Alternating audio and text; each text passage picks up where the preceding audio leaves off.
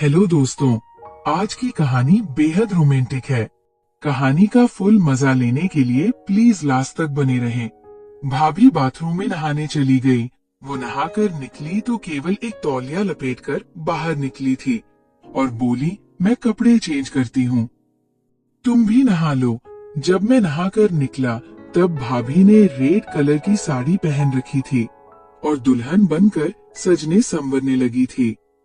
मैंने कहा, भाभी कहीं जाना है क्या? वो कहने लगी, प्रेम हर लड़की के जीवन में प्यार की बड़ी कल्पना होती है। आज तुम मेरी वो इच्छा को पूरी करोगे। इतना सुनते ही मैं भाभी को बेडरूम में ले गया। थोड़ी ही देर बाद काम वाली लड़की सावित्री, जिसके पास नीचे सीढ़ियों की एक चाबी होती थी, वो हर रोज की तरह कमरे में आ गई और उसने हम दोनों को इस हालत में देख लिया।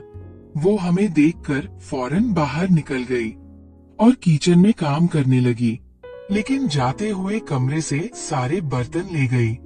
बर्तनों के खनकने की आवाज से भाभी भी उठ गई और अंदर के बर्तन न देखकर समझ गई कि सावित्री ने सब कुछ देख लिया है। खैर, भाभी ने मेरे ऊपर चादर डाली और बाहर निकल गई। फिर वो सावित्री से बात करके आई, औरतें आपस में खुली होती है। जब मैं उठा तो सावित्री बाथरूम में कपड़े धो रही थी। भाभी ने कहा, प्रेम इस सावित्री को सब कुछ पता चल गया है। आज तुम इसको मेरे सामने बात करो ताकि ये किसी से कुछ कह ना सके। मैंने कहा, भाभी मेरा दिल नहीं करता और ये मानेगी भी नहीं। भाभी कहने लगी, ये मान जाएगी क्योंकि हम औरतें आपस में बातें कर लेती है। इसके पति ने इसे छोड़ रखा है। 2 साल शादी को हो गए हैं। ये प्यार को तरस रही है। इसने हमेशा तुम्हारे भैया को कई बार लुंगी में देखा है और आज तुम्हें भी देख लिया। तुम चिंता मत करो, इसे मैं तैयार कर दूंगी। हेलो दोस्तों, स्वागत है आप सभी का हमारी एक और रोमांचक कहानी में। उम्मीद करती हूँ आपको ये कहानी बेहद पसंद आएगी। ये बात उन दिनों की है जब मैं 19 साल का था और मैंने कॉलेज से ग्रेजुएशन के फाइनल ईयर के पेपर दिए थे। हमारे एक रिश्तेदार कलकत्ता में बिजनेस करते थे। वो एक रोज हमारे घर आए हुए थे और मेरे पापा से कहने लगे, प्रेम अब क्या करता है? पापा ने कहा, अभी तो वो कुछ नहीं करता। जब इसके एग्जाम का रिजल्ट आएगा तो फिर आगे की पढ़ाई चालू होगी। मेरा रिजल्ट आने में 3 महीने थे। हमारे उन रिश्तेदार का नाम चंद्रकांत जी था, जिसे कलकत्ता में लोग राम जीलाल के नाम से जानते थे। दूर के रिश्ते में वो मेरे भाई लगते थे। उन्होंने मेरे पापा से कहा, आजकल पढ़ाई में क्या रखा है, क्यों नहीं इसको बिजनेस में लगा दिया जाए? मेरे पापा कहने लगे, हमारे बिजनेस की कोई बैकग्राउंड तो नहीं है, इसलिए ये क्या बिजनेस करेगा? राम जीलाल कहने लगे, इसे मैं कलकत्ता ले जाता हूँ और वहाँ बिजनेस की ट्रेनिंग दूंगा। साथ ही मैं हर महीने आपको 5-7 हजार रुपए भेजता रहूंगा। बात मेरे पापा की समझ में आ गई। पापा कहने लगे, चलो अभी रिजल्ट आने में 3 महीने हैं तो हम इसे कलकत्ता आपके पास भेज देते हैं। कुछ दिन बाद हमने कलकत्ता की टिकट बुक कराई और मैं कलकत्ता के लिए रवाना हो गया।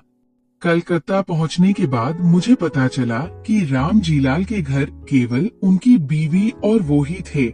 राम जीलाल लगभग 40 से 42 साल की उम्र के थे। उनकी हाइट लगभग 5 फुट 2 इंच रही होगी और दुबला पतला सा शरीर था। लगभग 4550 किलो वजन होगा। वैसे दिखने में भैया स्मार्ट तो लगते थे, लेकिन शरीर से बहुत कमजोर थे। जबकि भाभी जी की उम्र लगभग 28 से 30 साल की थी।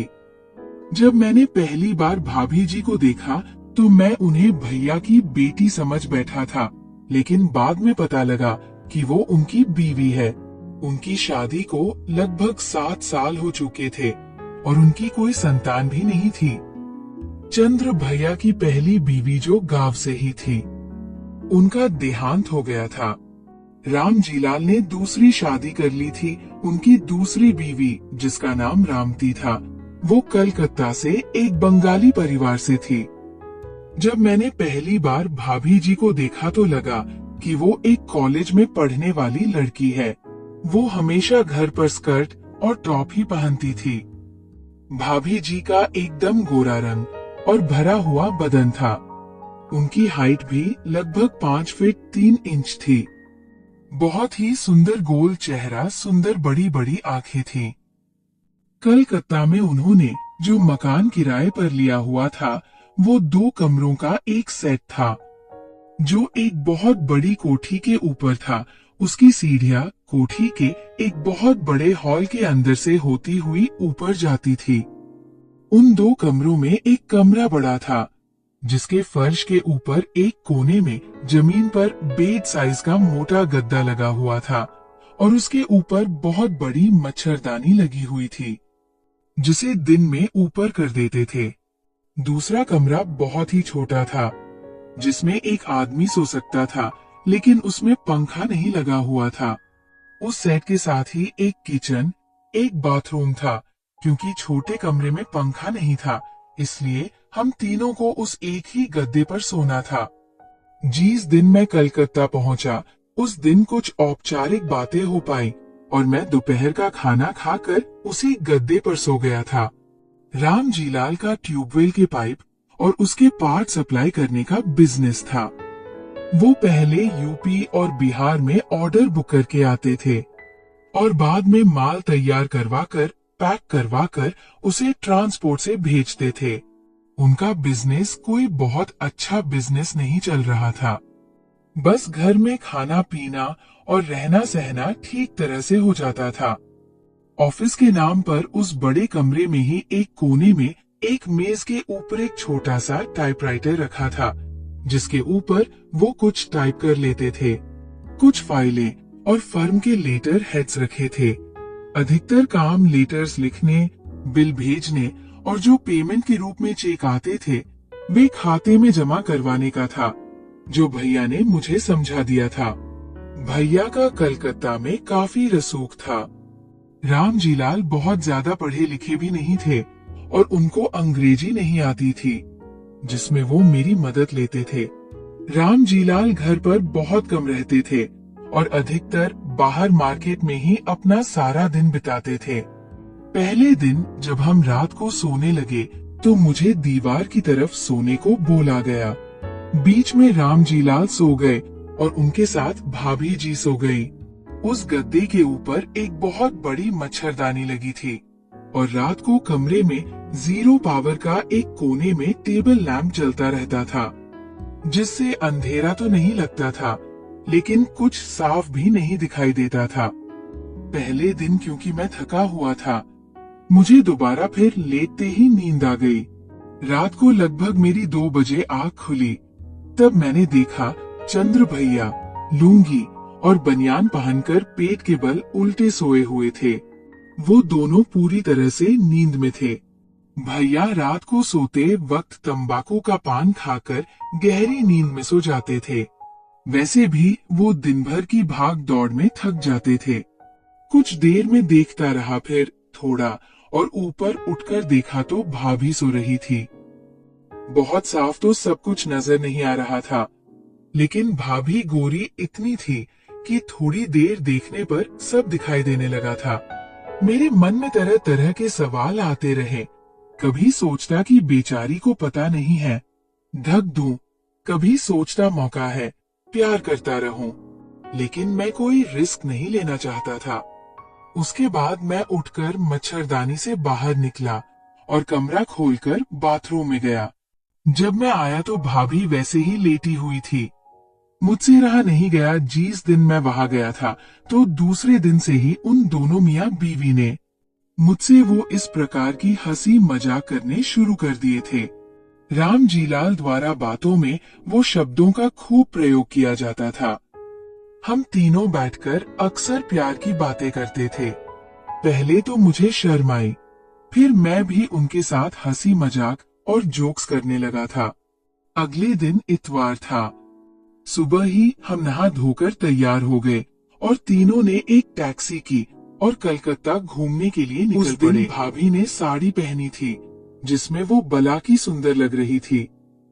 हम सारा दिन घूमते रहे और जहाँ कहीं भी हमें कोई सुंदर लड़की दिखाई देती तो हम उसके बारे में बातें करते सिर्फ यही होती थी कि बताओ ये खेली हुई है या नहीं। सारा दिन घूम फिर कर हम शाम को घर आ गए और फिर रात को खाना खाकर सोने लगे। सोने से पहले भैया ने मुझे कुछ तस्वीरों वाली मैगजीन दिखाई।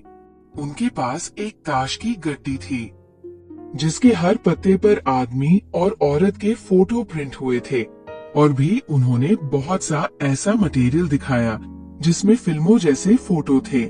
जब हम दोनों ये देख रहे थे तब भाभी जी वही आसपास घूम रही थी। बातों बातों में उन्होंने मुझसे पूछा कि मैंने अभी तक किस किस के साथ और कितना प्यार किया है। वैसे तो मैंने मेरे जीवन में जो शुरुआती सत्य घटना घटी थी उस पर कहानियों भी लिख चुका हूँ, लेकिन ये बातें मैंने उन्हें नहीं बताई और छिपा ली। मैंने सोचा कि बात पता लगने पर पता नहीं ये मेरे बारे में क्या सोचेंगे। हो सकता है ये मेरा कोई इम्तिहान ले रहे हों। मैंने कहा, अभी तक तो मैंने किसी औरत को नहीं देखा है। ये सुनकर भाभी खुश नजर आई। वो दोनों पति पत्नी अपनी बातें बताते रहते थे और हंसी मजाक करते रहते थे। भैया के घर एक काम वाली सांवली सी लड़की आती थी जिसका नाम सावित्री था। एक रोज भैया कहने लगे, प्रेम इसे पकड़कर प्यार करो ना। वो बाथरूम में कपड़े धो रही थी, लेकिन भाभी ने एकदम मना कर दिया और वो इस बात से नाराज भी हो गई। भैया के साथ मैं सुबह थोड़ी देर बैंक के काम से निकलता था और 12 बजे तक वापस आ जाता था। फिर सारा दिन भाभी के साथ ही रहता था। भाभी ने एक दिन कहा, प्रेम तुम सावित्री को बिल्कुल कुछ नहीं कहोगे। यदि तुम चाहोगे तो मैं कभी बढ़िया चीज तुम्हें दिलवा दूंगी। मैंने कहा, आपसे बढ़िया मुझे और कहाँ मिलेंगे। भाभी शर्मा गई और बोली, मैं तुम्हारी भाभी हूँ, ये ख्याल रखते हो। मैं फिर एकदम से डर गया। मैं भाभी को सोने के बाद हर रोज देखने लगा था। मुझे नहीं पता मेरी इन सारी हरकतों का भाभी को पता चल रहा था या नहीं, परंतु न कभी उन्होंने विरोध किया और न मैंने ज्यादा कोशिश की। कभी इधर और कभी उधर सोना भाभी की आदत थी। ऐसे ही करते हुए लगभग 12 दिन निकल गए। एक रोज जब भैया बाहर गए हुए थे तब मैंने पूछा, भाभी आप तो इतनी छोटी हो भैया, इतने बड़े आपकी लाइफ के बारे में थोड़ा बताओ ना। ये सुनकर भाभी थोड़ा उदास हो गई। उन्होंने बताया, तुम्हारे भैया ने मेरे पापा को पटा लिया था और अपनी उम्र कम बताई और ना ही पहली बीवी की बात बताई। हमारे साथ धोखा किया है। भाभी ने बताया, ये अच्छा आदमी नहीं है, बहुत ज्यादा चालू आदमी है। सोनागाछी एक बदनाम जगह है, वहाँ बाजारू औरत के पास भी जाता है। भाभी से जब मैंने पूरी बात पूछी तो उन्होंने बताया, पहली रात को इन्होंने शराब पी रखी थी। भाभी जब अपनी बात बता रही थी तो मेरे मन में हलचल होने लगी थी। भाभी ने भी ये बात नोटिस कर ली थी। भाभी ने मुझसे पूछा, सच सच बताओ, तुमने कभी किसी के साथ प्यार किया है या नहीं। वो कहने लगी, मुझे पता है तुम उस दिन को छिपा रहे थे। भाभी कहने लगी, देवर जी मैं सब जानती हूँ, सोते हुए क्या क्या करते हो। मैंने कहा, जब आपको सब पता था तो चुप क्यों रहती थी। वो बोली, मैं देखना चाहती थी कि तुम क्या क्या तमाशा करते हो, फिर तुम्हारे भैया भी तो होते हैं। मैंने कहा, अच्छा अब तो दिखाओ ना, रात को अंधेरे में तो कुछ भी दिखाई नहीं देता। उन्होंने कहा, बस एक बार और तुम दूर खड़े हो जाओ। तभी डोरबेल बज गई। हम दोनों एकदम से खड़े हो गए।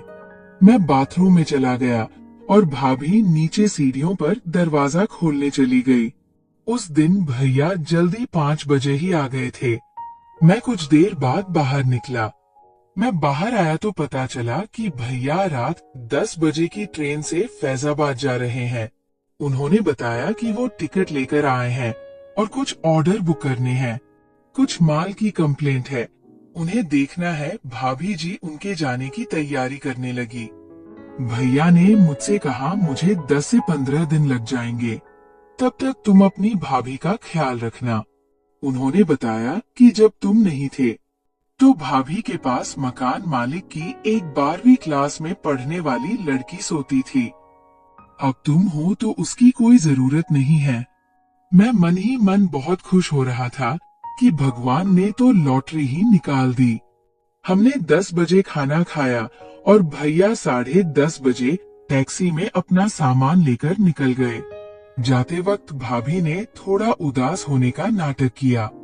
भैया कहने लगे प्रेम को तुम्हारे साथ रहने के लिए ही तो बुलाया है, ये बच्चा है, तुम लोग घूमो फिरो। भैया के जाते ही भाभी ने नीचे जाकर सीढ़ियों में ताला लगाया और ऊपर आ गई।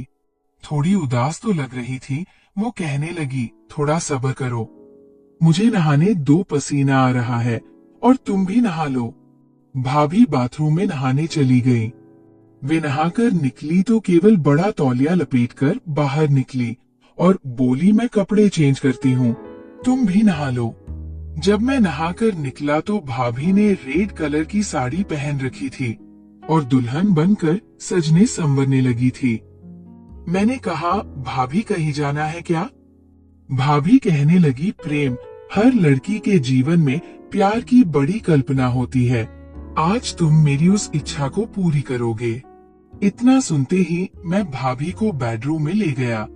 थोड़ी देर बाद काम वाली लड़की सावित्री, जिसके पास नीचे सीढ़ियों की एक चाबी होती थी, वो हर रोज की तरह कमरे में आ गई और उसने हम दोनों को उस हालत में देख लिया।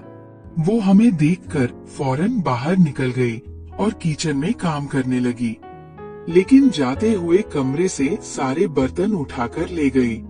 बर्तनों के खनकने की आवाज से भाभी भी उठ गई और अंदर के बर्तन न देखकर समझ गई कि सावित्री ने सब कुछ देख लिया है। खैर, भाभी ने मेरे ऊपर चादर डाली और बाहर निकल गई। फिर वो सावित्री से बात करके आई। औरतें आपस में खुली होती है। जब मैं उठा तो सावित्री बाथरूम में कपड़े धो रही थी। भाभी ने कहा प्रेम, इस सावित्री को तो सब कुछ पता चल गया है, तुम इसको मेरे सामने बात करो ताकि ये किसी से कुछ कह ना सके। मैंने कहा भाभी मेरा दिल नहीं करता, और ये मानेगी भी क्यों? भाभी कहने लगी ये मान जाए कि क्योंकि हम औरतें आपस में बातें कर लेते हैं, इसके पति ने इसे छोड़ रखा है। 2 साल शादी को हो गए हैं, ये प्यार को तरस रही है।